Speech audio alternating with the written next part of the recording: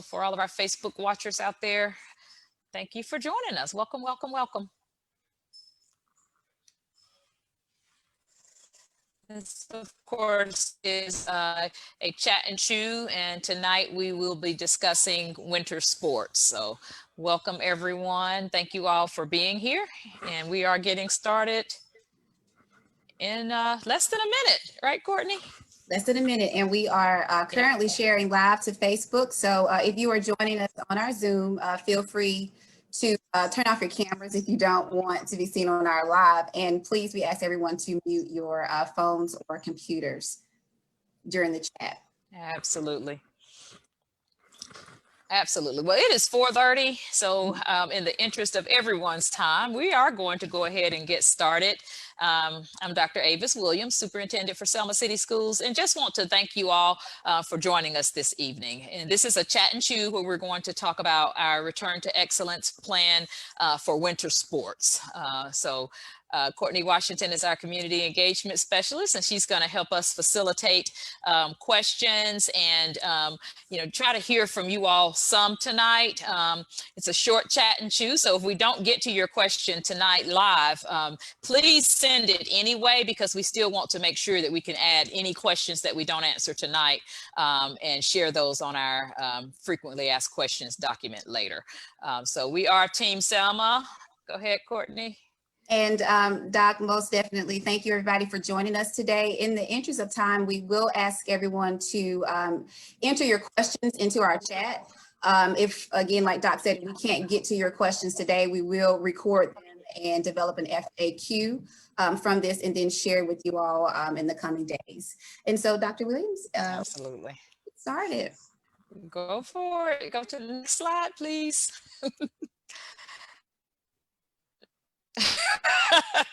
All right, so we are, of course, Team Selma. This is our mission and our vision, and we are always excited to share with our community because our theme is one team, one voice, committed to excellence, and all of you are part of that team. Next slide. Which is our core values. And we always like to remind everyone what Team Selma stands for. Students first, teamwork, excellence, joy, equity, and integrity. And like I said, we're one team, one voice, committed to excellence. So on behalf of our Board of Education, I thank you all for being here this evening. I know we've got at least a couple of board members represented. So thank you all so much for joining us. I know I saw Mrs. Wooten. I think I saw Mrs. Hauser as well. So if there are any other board members out there, thank you so much for your support through this pandemic and always. And we so appreciate our Board of Education and the entire Selma community. So tonight we do have a special guest. You can go ahead into the next slide, Courtney, where we're going to talk about the pandemic. We're in the midst of it, and we've already made so many changes, where school does not look anything like school looked like this time last year, including making some changes with our fall sports and, of course, remote learning and, wearing face masks. Who would have thought a year ago that that would be a norm and maybe even a fashion statement in some cases? So we've got Alicia Harley here with us this evening.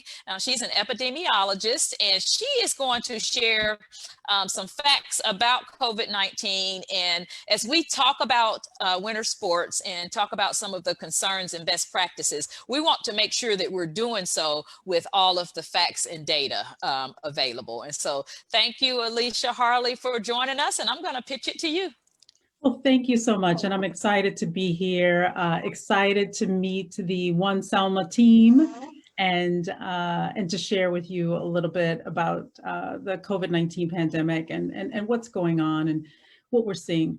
So for those of you that don't know what an epidemiologist is, because I know that it's a term that we don't hear every day, I don't do anything to do with skin. It's not about skin or anything like that. It's about studying epidemics. And so I've spent most of my career looking at flu epidemics and pneumonia epidemics and measles outbreaks and those kinds of things. So So the COVID-19 epidemic has now become a pandemic, meaning it's worldwide. It's not just localized into our area. And so I wanted to talk to you guys a little bit about this because you have been impacted, all of us have been impacted in such significant ways as a result of this pandemic. And I want to be able to share with you as much information as I can, answer any questions that you might have, and pay particular attention to athletics and sports and what that means. So when we talk about COVID-19, just by way of background, there's a huge difference between what happens in the body as a result of a viral infection like COVID-19 versus a bacterial infection. What's a good example? I don't know why I can't think of a good bacteria at the moment. But anyway, we get infections from bacteria and viruses all the time, but we treat them differently. So when you use antibacterial soap, that soap is designed to attack bacteria. You have to read the label to know whether or not it attacks viruses. Okay, that's a key thing to know. When you go to the doctor and they give you an antibiotic, those are usually given to kill bacteria. You have to have an antiviral to kill a virus. And so understanding those differences and those distinctions are critical in knowing how to deal with COVID-19 from a medical perspective. But let's dive into what that means from a personal perspective. Everybody keeps talking about this particular virus and the need to wash your hands, keep your hands away from your face, to wear a mask to protect yourself. And all of those are because this virus, when it enters the body through the nose, the mouth, or the eyes, it takes over your own cells. A bacteria is a living organism all its own. It travels through the body, it wreaks havoc, but a virus can only live when it takes over your own cells. And so when you try to kill a virus, you have to be very careful not to kill your own cells. That's why it's tricky. That's why we don't have the best treatments right away. That's why we don't have a vaccine right away, because we have to be very careful not to kill our own cells when we kill the virus. Okay. And if you have any questions about that, feel free to put them in the chat. I'm sort of watching the chat area a little bit, and I'll try to respond to those as they come up. But so now that we know we're dealing with a virus, that we catch it by breathing it, by consuming it, or by touching our eyes with virus on our hands, or someone coughing on us and getting virus into our eyes, now we know how we can prevent getting the virus. We wear a mask. Now, the mask has to cover both our nose and our mouths. If it covers just our mouth, well, yes, we're protecting everybody else from getting any spraying we might do. And when we speak, sometimes they say, say it, don't spray it. But we're still breathing out into that air. And we might be giving virus to someone else, and someone else who doesn't have their mask covering their nose might be giving virus to us. So we want to make sure that we cover both our nose and our mouth to protect ourselves and to protect others. Are there any of you that have seen the mask and the test that they've been doing on masks? They call it a candle test. Has anybody seen the candle test? No, nobody? Okay. So when you get a chance, Google it. It's all over YouTube. Bill Nye, the science guy, has a couple candle tests out there. Local news stations, the newscasters have tried different candle tests. The whole objective is that when you're wearing a mask, if you can still blow out a candle, it's not a good mask. It's not protecting you, and it's not protecting anybody around you.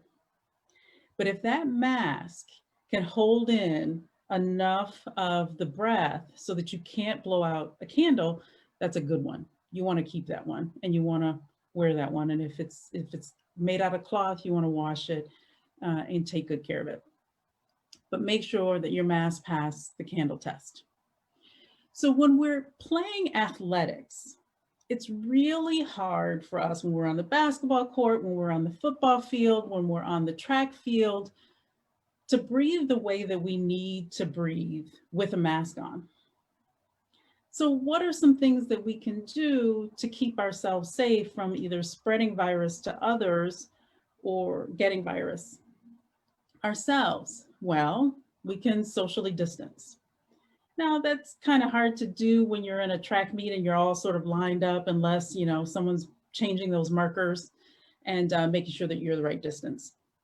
If you're on the basketball court and you need to block somebody's shot or steal the ball or any of those things, that is a full contact sport. You are not socially distancing. And if you don't have masks on, it only takes a few minutes of exposure for someone to give coronavirus to someone else. So we need to be careful. And there are a number of different ways that we can do that. When we're talking about football season, football is usually played outdoors. Not all the players come into close contact with one another, but that offensive line or the defensive line, they're at high risk. And so we need to be careful about that. And so a number of organizations have been successful in preventing their teams from catching and spreading COVID-19. But if you're a sports fan like me, you've seen a bunch of games canceled because of the inability to keep COVID-19 from spreading among team members who are in close contact, who are practicing together regularly, and who are meeting up with teams from around the country. Even a sport like baseball, where there's a lot of social distancing, we've seen a lot of COVID-19. So I want you guys to be careful. I want you to protect yourselves, and I want you to stay safe. And so we need to think about how we speed up or slow down our responses to COVID based upon what's going on in the communities.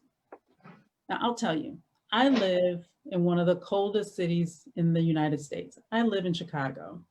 And so it's cold here. We've been indoors for a little while. It hit 50 degrees today and everybody was so excited and was outside. I know that for you, that's probably a little foreign. You're like, you guys are crazy. It's 50 degrees. I'm not going outside. But that's where I live. We have been dealing with the COVID-19 pandemic in a very real way since March. So I want to tell you some of the things that we've learned and help you understand that whatever is going on today doesn't have to go on tomorrow, that there is light at the end of the tunnel if people do the right things. So right now in your county, your rates of COVID-19 are high. You've gone from before Halloween to being in the greenish yellow zone to now after Halloween, you are in the red zone. And that means that you have to adopt some of the behaviors that your colleagues around the country have adopted for some period of time until you can get back to that yellow greenish zone. Because once you get back there, the way that we did here in Chicago, you have a lot more freedoms. You can gather in groups that are larger. You can talk about, playing football and basketball and being in school 5 days a week. But when you're in the red zone, like you're in right now, you have to be prepared to bunker down, do some social distancing, wear your masks so that you can bring those rates down and prevent people from getting sick and potentially dying. And so I just want to let you know that you have only been in this red zone for a little more than a week. I don't know what happened Halloween. You guys must have had some fun because as a result, you are now in that red zone. And so you need to modify your behaviors. You've got to change whatever has been going on in your communities and help educate your parents, your neighbors, your friends around this is what's happening today. And if we make some changes in our behaviors today, then by Christmas or in the new year, we can go back to, what we felt was a little bit normal. But if you don't change your behaviors now, it only gets worse. Believe me, it only gets worse. I don't see any questions. So Superintendent Avis, were there particular Yes. things you wanted me to address? Mhm. Well, okay, so I want to share our direction now, and would definitely like to hear from you on that. So, Courtney, if you can go to the next slide, and thank you for sharing that information. We do pay close attention to the data here, and have certainly seen how our numbers have increased drastically over the last couple of weeks. And so, with that in mind, and in light of what you just shared as well, we are looking at how we play winter sports, with basketball being the primary area of focus. So as of right now, this is our plan. We will delay the start of basketball until at least the week of December 7th. And I say it that way because we're still going to continue to review that data, so that on December 3rd, we will make a definitive decision about our next step. We will begin playing with no spectators as long as our numbers are as high as they are. Games will be live streamed, so families will have access to be able to watch those games. We're also in partnership with Rural Health, and looking at mandatory testing for our players and coaches at the start of the season, and as needed as we go along.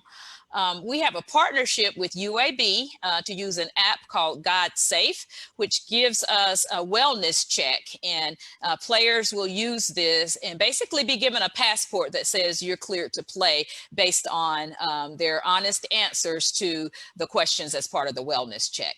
And then if we are moving forward with playing, regular disinfecting of the gym will take place. And this will be professionally done with cleansers, like you mentioned, that are specifically designed to impact the COVID-19 virus. And further, we are not going to engage with the indoor track season at all this year. So we will forego indoor track altogether. So Alicia, those are our plans. What are your thoughts, or any other words of caution or advice that you would have for us as we consider how to move forward? Yeah, I just want to applaud you for your leadership, because I know that those were really difficult decisions to make. But when you think about the health of your communities, of your students, of the families, those are really um, those are really the kinds of decisions that you have to make in the direction that you have to go. And I just applaud you for that. The not having spectators, it's a hard call to make, but it's very hard for us to be in a gym when we're excited and we see our team playing and winning or losing, and not shout or project, or to sit there and be quiet and wear a mask is a really difficult thing to do. So it's much more fun to watch it on TV or on our phones, where we can yell and scream all we want to and have fun. Yeah.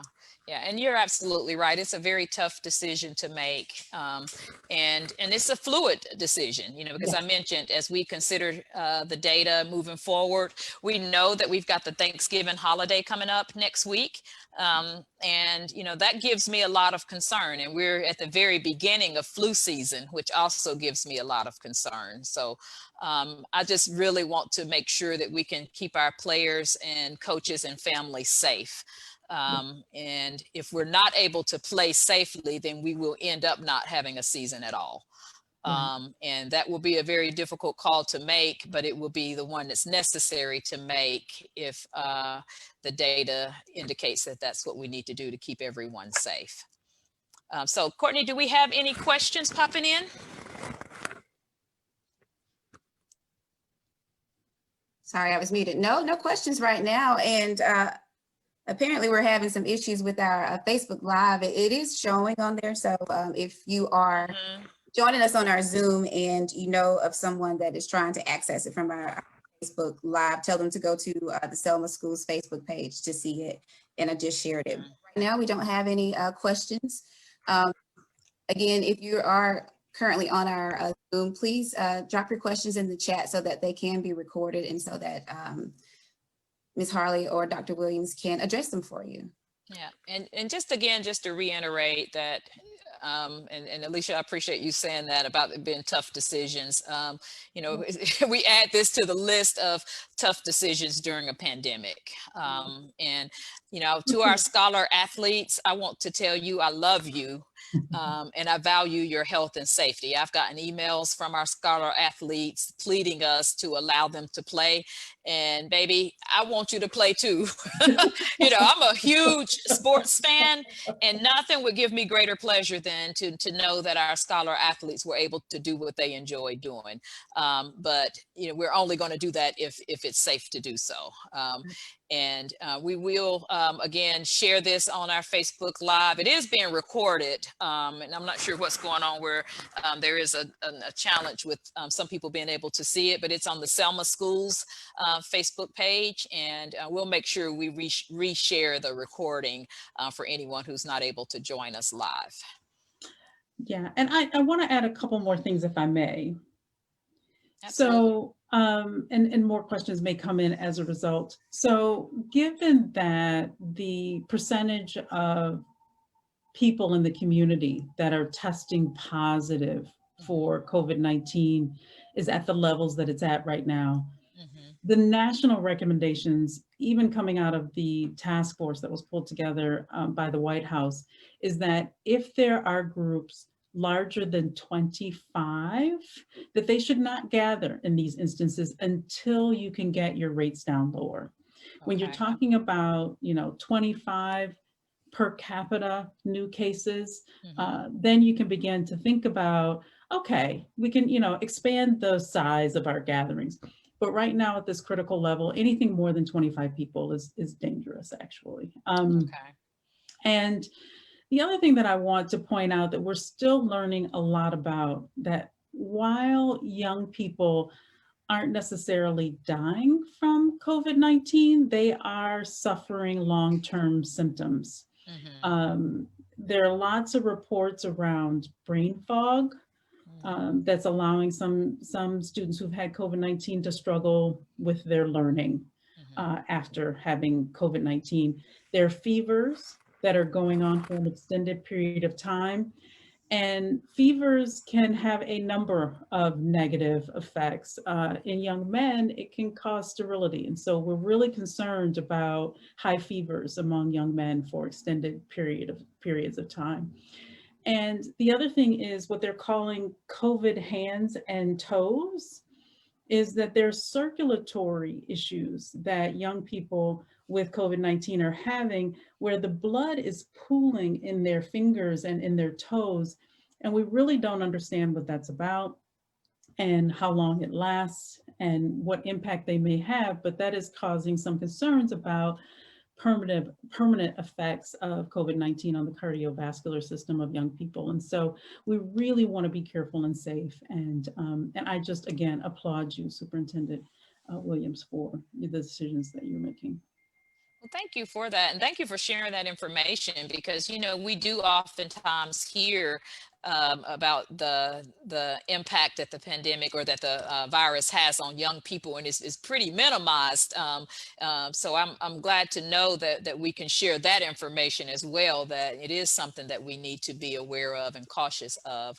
I see that we do have a few questions coming in, so I'm going to jump to a couple of these questions. I saw one that if we're keeping this, that was a thank you for keeping our students safe. I appreciate that. If the number of cases does not decrease, asking that anyone who can work remotely should work remotely. And so we will revisit it, much like we're doing the winter sports. We will revisit it during that week that we return from Thanksgiving and make more decisions at that time. But this week we should have had the majority of our team members working remotely, and we will continue that the week after Thanksgiving. So that's the week of November 30th. During that week, we will continue with working remotely for those who are able to do so. And there's a question about masks. Ms. Harley, do you recommend double masking, blue and cloth? Yeah, so there are a lot of questions going around about masks, and I would encourage you, if you can find a candle in the house, whatever mask it is that you're wearing, hopefully it's at least a 2-ply, if not a 3-ply mask, that you do that test to see, can you blow out the candle with that mask. And if you can't, then it probably is a good mask, as long as you can still breathe. I mean, of course, we don't Okay. want to put any plastic sort of materials. It needs to be cloth. If it's a surgical mask, those are perfectly fine. There are 2-ply and 3-ply surgical masks out there. If it is a homemade one, it's ideal if it's got 2 layers of fabric, and at Walgreens or some of the other drugstores, you can buy little filters to put in those masks to make them 3-ply.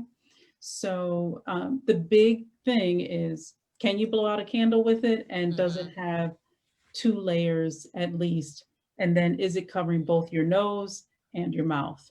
Gotcha. Now, gentlemen that have beards or facial hair, you've got to be especially careful that it comes below your chin, because that facial hair will keep it from making a seal. And then you may be exposed to virus that may catch on the hairs on your face. So you want to be particularly careful to make sure that you've got a good seal and that it's below your chin. Okay, that's great advice. We definitely appreciate that. And as we begin to wrap up, I do want to give a couple of shout outs. I see we've got our probate judge, Judge Nunn, with us. So thank you so much for joining us. Also, I mentioned that we've got Mrs. Wooten and Mrs. Hauser here with us. And if there are any other board members here, please let me know. I don't see any others. We also have some special guests in our Aspiring Leaders Academy. Participants are here tonight. And so thank you to Concetta Burton, and congratulations again to our aspiring leaders for you guys being here. And I hope this is useful for the work that you're doing within the Academy. I want to give a huge shout out to one of my favorite people. I call her OZ. And that's for Ozella Ford, and I should say Dr. Ozella Ford. She is graduating with her doctorate on Saturday, and it's such a big deal that they scheduled graduation on her birthday, you know, because they wanted to make sure she was celebrated. So congratulations, Dr. Ford, and happy birthday to you, Dr. Ford. And so just a few shout outs that I wanted to give. And as we again wrap up, Courtney, do we have any other questions or final thoughts? No, Doc, we don't have any other questions. I'm sorry, Coach Turner did drop a website for streaming some of our games live. Coach Turner, if you want to just spend a few seconds discussing the website really quickly. All right. Good evening, everyone. Well, again, like Dr. Williams said, we are going to be able to stream our games, and it is on the NFHS network, and you can pay $10.99 a month or $69.99 for the year. So just think of it. If we had a face-to-face game, if you had a family of 5 coming and it was $40, I mean, if you go ahead and get the yearly subscription, you know, almost there to pay for it. So you can watch every home game that we have. Also, the caveat of that is if we go to another school that has the NFH network, you can also see that game too. So not only do we have our home games, but if we happen to go to another facility that has the NFH network, then you can also see that the game also. So go ahead and sign up. Thank you, All Coach. right. That was great. So again, I'm sorry for everybody that's just now tuning in to our Facebook Live. We did have a glitch. It was showing and sharing on my end, but apparently you guys could not see that. So what I will do is share the original live from the beginning of the actual session. So if you were not on our Zoom call, I will share that for you so that you can have the information. And then the Zoom is also being recorded and that will be shared. So hopefully you guys will still be able to see that entire presentation. And so if we don't have any further questions, Dr. Harley, thank you so much for joining us today. Dr. Williams, thank you. And all of our guests on the call, thank you so much for tuning in. We will continue to share information and updates as we receive them. So you guys have a great Thanksgiving holiday. Stay safe and stay connected. Happy Thanksgiving, everyone. Thanks so much. Bye-bye. Bye.